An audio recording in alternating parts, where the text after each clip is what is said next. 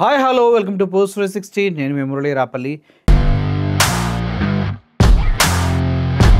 ఇప్పటి వరకు మన సొమ్ము చంద్రబాబు నాయుడు గారు, లోకేష్ గారు, పవన్ కళ్యాణ్ గారు, తదితర మంత్రులు మందు రూపంలో, ఇసుక రూపంలో, లాబింగ్ల రూపంలో, మధ్యలో కిలారి రాజేష్ అంటే ఆయన వీళ్ళంతా కమిషన్ రూపంలో దుబ్బేస్తున్నారన్న విషయం మనందరికీ తెలిసిన విషయమే.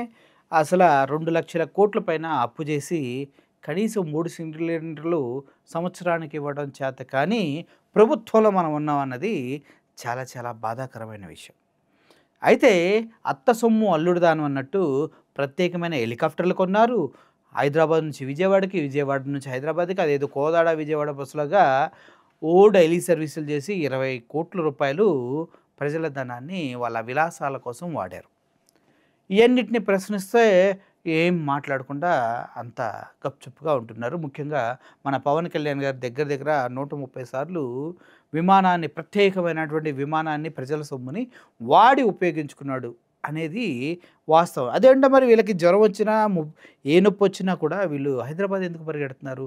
ఆంధ్రప్రదేశ్లో పరిపాలిస్తూ ఆంధ్రప్రదేశ్లో ట్రీట్మెంట్ తీసుకోలేరా అంటే ఆంధ్రప్రదేశ్లో ట్రీట్మెంట్ తీసుకునే దమ్ము ధైర్యం వీళ్ళకి లేదు. ఆంధ్రప్రదేశ్లో వీళ్ళకి సొంత ఇల్లు కూడా లేవు.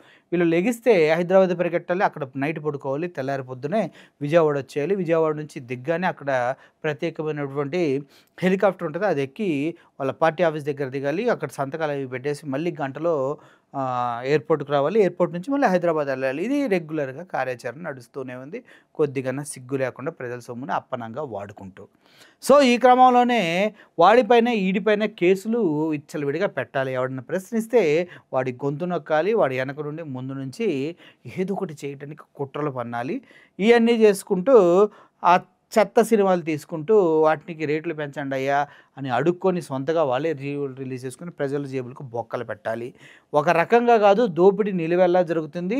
పవన్ కళ్యాణ్ సంబంధించినటువంటి ఒక ప్రొడ్యూసర్కి 1200 ఎకరాలు ఫ్రీగా దారాదత్తం చేసినటువంటి సందర్భం మీకు తెలిసిందే. ఇటువంటి ఉర్సా క్లస్టర్స్, పుర్సాలు, తొర్సాలు బొచ్చడు ఉన్నాయి మన సొమ్ముని లాగేసుకోవడానికి. ఆ లూలు మాల్ అంటే, ఆ లూలు మాల్ అనేది అన్ని కంట్రీల్లో పీకి పడేస్తుంటే మళ్ళీ ఇండియాలో తీసుకొచ్చి, మన ఏపీలో తీసుకొచ్చి మనకు వృద్ధి ప్రయత్నం చేస్తున్నారు. ఇట్లాంటి దరిద్రాలన్నీ మనం మోస్తూ ఉండగానే ఇంకొక భారీ దరిద్రాన్ని ఇప్పుడు మీకు చెప్పాలనుకున్నా. సిద్ధార్థ లోద్రా అనే వ్యక్తి ఒక హైలీ డబ్బు కలెక్ట్ చేసేటువంటి ఒక లాయర్. ఆయన ఏంటో భారత రాజ్యాంగానికి విరుద్ధంగా ఆయనకి డబ్బులు వెళ్తూ ఉంటాయి. ఆయన ఎంతమందిని ఇన్ఫ్లుయెన్స్ చేస్తాడంటే ఆయన చుట్టూ ఉన్న వాళ్ళందరినీ ఇన్ఫ్లుయెన్స్ చేస్తాడు. ఎవరినైనా పిలిపించుకుంటాడు, హోటల్లో కూర్చొని కాలు మీద కాలు వేసుకుని వాళ్ళని కంట్రోల్ చేస్తూ వాళ్ళతో మాట్లాడుతూ ఉంటాడు. సెటిల్మెంట్లు, దందాలు ఇవన్నీ న్యాయబద్ధంగా చేసుకుంటూ వెళ్తాడు. న్యాయబద్ధంగానే ఎందుకు అన్నానంటే బయటికి రావు కాబట్టి. ఈ సిద్ధార్థ లోద్రా వల్లభనేని వంశీని జైల్లో పెట్టించినందుకు సార్ గారికి బాగానే పుట్టింది, కాకాని గారిని జైల్లో పెట్టించినందుకు సార్ గారికి బాగానే పుట్టింది. అదేవిధంగా మిథున్ రెడ్డిని కూడా లిక్కర్ కేసులో ఇరికించడానికి అసలు అన్ని విధాల సాయశక్తులు ప్రయత్నించాడు ఈ సిద్ధార్థ లోద్రా అనే వ్యక్తి. అసలు ఇప్పుడు లిక్కర్ కేసే తుస్సు అనిపించింది. మొన్న మిథున్ రెడ్డికి బెయిల్ ఇస్తూ కోర్టు ఏమనింది, ఎందుట్లో నిరూపించడానికి ఏముంది, ₹1 మీరు కలెక్ట్ చేయలేకపోయారు, ఎక్కడుందో నిరూపించకపోయారు, ఎలా అవినీతి జరిగిందో చెప్పలేకపోయారు, మరి ఈయనకి బెయిల్ నిరాకరించడానికి ఏ గ్రౌండ్స్ పైన నిరాకరించాలి, చేతకని సిట్ అంటూ హైకోర్టులు దానిపైన తీర్పు ఇవ్వడం జరిగింది. అయితే వదిలేద్దాం. ఇప్పుడు సిద్ధార్థ లోద్రా గురించి ఎందుకు మాట్లాడుతున్నా, చంద్రబాబు నాయుడుకి బాగా క్లోజ్. ఈయన ఎవరినైనా బుక్ చేయడానికి నెంబర్ 1 అనమాట. ఆ స్మైల్ చూసాడా, దాని వెనక చాలా చాలా చాలా కుటిలత దాగి ఉంటుంది. అసలు ఎంత కాస్ట్లీ అంటే ఈయనకి గడిచిన 7 నెలల్లో ఈయనకి ఏపీ గవర్నమెంట్ పే చేసిన అమౌంట్ దగ్గర 4,73,00,000. ఎందుకండి అంటే అక్రమ కేసులు పెట్టి వాటిని అటు తిప్పి ముందుకు లాగించడం కోసం ఈయనకిచ్చింది 7,73,00,000. అయితే దీనికి సంబంధించి చూడండి, నీ పనే బాగుందయ్యా సిద్ధార్థ లోద్రా. డబ్బులు లేక ఒక పక్క రాష్ట్రం అప్పులు చేస్తూ ఉంది. డబ్బులు లేక అప్పులు చేస్తుంది ఎవరు? చంద్రబాబు నాయుడు గారు. ఎవరి కోసం? వాళ్ళ కోసం, అమరావతి కోసం.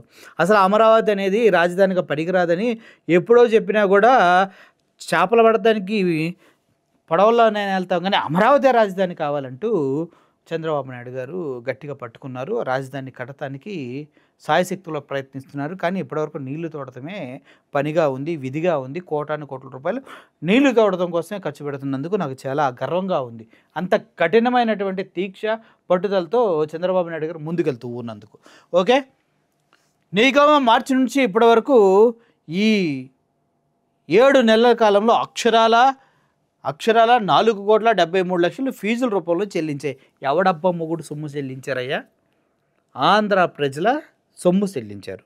చంద్రబాబు నాయుడికి హెరిటేజ్ నుంచి చెల్లించాడా, లేదంటే పవన్ కళ్యాణ్ గారు సినిమాలు చేసి ఆ వచ్చిన డబ్బులు చెల్లించాడా?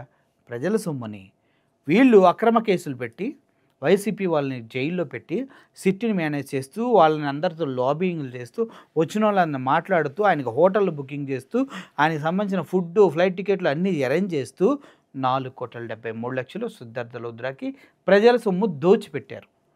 అట్లుంటుంది మనతోని.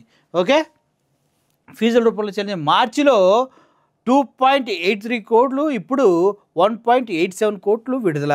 ఎవడి సొమ్మని ఎవడు విడుదల చేస్తారు చంద్రబాబు నాయుడు గారు? మీకు ఎవడిచ్చాడు హక్కు? మీకు హక్కు ఎవడిచ్చాడు సార్? ప్రజల సొమ్ముని మీ పర్సనల్ లాయర్లకి డబ్బులుగా ఇవ్వడానికి మీకు ఎవడిచ్చాడు? అది కూడా కోట్లు. ఇంత పెద్ద లాయర్లు పెట్టుకుంటే కానీ మీరు కొంతమందిని జైల్లో పెట్టి హింసించలేరా? ఇంత పెద్ద లాయర్లకి కోట్లు ఇస్తే కానీ మీరు అనుకున్న పంతాలు నెరవేర్చుకోలేరా? మీ కక్ష సాధింపులు రెడ్ బుక్ రాజ్యాంగాన్ని ముందుకు నడపలేరా? ఇంత కోట్ల ప్రజల సొమ్ముని నాకేస్తే కానీ మీకు ఆనందంగా ఉండట్లేదా? రైతులకు డబ్బులు ఇవ్వరు, రైతులకి మద్దతు ధర ఉండదు, ప్రజలకి ఆరోగ్యశ్రీ తీసేస్తారు. 3 సిలిండర్లు సంవత్సరానికని ఇప్పుడు 17 నెలలు వచ్చింది. 1 సిలిండర్తో ఎంతకాలం గడిపారు? అదేవిధంగా ఆరోగ్యశ్రీ లేదు, రైతు బంధు లేదు, అమ్మ ఒడి లేదు, ఏమీ లేదు. అన్నీ సగం కట్ చేసుకుంటా వెళ్ళిపోవటమే. చివరికి వికలాంగుల దగ్గర కూడా పెన్షన్లు కట్ చేసి గలీజ్గా తింటున్నారు అనేసి బయట టాక్ సార్. ఓకే, ఒక కేసులో జస్ట్ వాయిదా కోరినంత దానికి 33 లక్షల ఫీజు అంట. బాబా వాయిదా కోరడానికి 33 లక్షల ఫీజు. బాబా వల్లభనేని వంశీకి వ్యతిరేకంగా వాదించడానికి 70 లక్షల ఫీజు. కీలకమైన కేసులు, లిక్కర్ కేసులు లాంటి కేసులు ఎంత చెల్లించారో ఇంకా జీవోలు రాలేదు. అంటే 10 కోట్లు 15 కోట్ల పైన ఉంటుంది. ఈయన ఒక్కరికి ఇంత అంటే ఇంకా ఇతర లాయర్లు ఫీజు అన్నీ కలిపితే ఎంత అవుతుందో ఎవడికి తెలుసు, మాకు కూడా తెలీదు. ప్రజల సొమ్ము అత్త సొమ్ము అల్లుడు దానం అంటారు కదా, ఇట్లా ప్రజలు డబ్బులు లేక నానా కష్టాలు పడి, పనులు లేక నానా కష్టాలు పడి రూపాయి కూడబెట్టుకుంటే ఆ డబ్బులు ట్యాక్స్ రూపంలో పిప్పి చేసి లాక్కొని ఇప్పుడు వీళ్ళకి వాళ్ళ ఈగోల కోసం, వాళ్ళ కేసులు వాదించిన లాయర్ల కోసం కోట్ల రూపాయలు దారాదత్తం చేసి సిద్ధార్థ లూథ్రా లాంటి నిరుపేద లాయర్లకి ఇస్తున్నారన్నమాట. సిగ్గుండాల. ఆల్రెడీ కోట్లకు బడిగెత్తిన లాయర్లకి ఇంకా కోట్లు ఇచ్చి మీరు భారతీయ రాజ్యాంగాన్ని పాడు చేస్తున్నట్టే. ఎందుకంటే ఇంత ఫీజులు తీసుకుంటున్న వారికి ట్యాక్సులు ఎంత కట్టాలి? అసలు వీళ్ళు ఇంత ఫీజులు కలెక్ట్ చేయాలని రూల్స్ లేవా? నాకు తెలిసి లాయర్లకు కూడా లిమిటెడ్ ఫీజులు ఉండాలని, ఎంత మాత్రమే ఈ కేసులో కలెక్ట్ చేసే విధంగా రూల్స్ రావాలని నేను కోరుకుంటున్నాను. ఎందుకంటే సోషల్ మీడియాని బ్యాన్ చేస్తాం, ఆ తొక్కలు తీసేస్తాం, ఈ తొక్కలు తీసేస్తాం అంటారు కదా. అసలు బ్యాన్ పడాల్సింది ఇటువైనా. ప్రజల సొమ్ముని దారాదత్తం చేస్తున్న చంద్రబాబు నాయుడు గారి పైన అది అప్పనంగా దోచుకొని జస్ట్ ఒక వాయిదా కోసం 33 లక్షలు అంటే మా ఊర్లో గల్లీ లాయర్లు చేస్తారు ఇదంతా. ఆలోచించండి. ప్రజల సొమ్ము నాశనం చేస్తున్నారు చంద్రబాబు నాయుడు గారు, లోకేష్, పవన్ కళ్యాణ్ అండ్ కూటమి ప్రభుత్వం అంతా కలిసి. అర్థం చేసుకుంటారు. Thank you for watching this video. Thank you so much. Air hostess pilot కావాలి అన్నదే మీ కల అయితే ఏరో ఫాల్కన్స్ ఏవియేషన్ అకాడమీ అడ్మిషన్స్ కోసం డిస్ప్లేలో కనిపిస్తున్న నంబర్కి కాంటాక్ట్ చేయండి.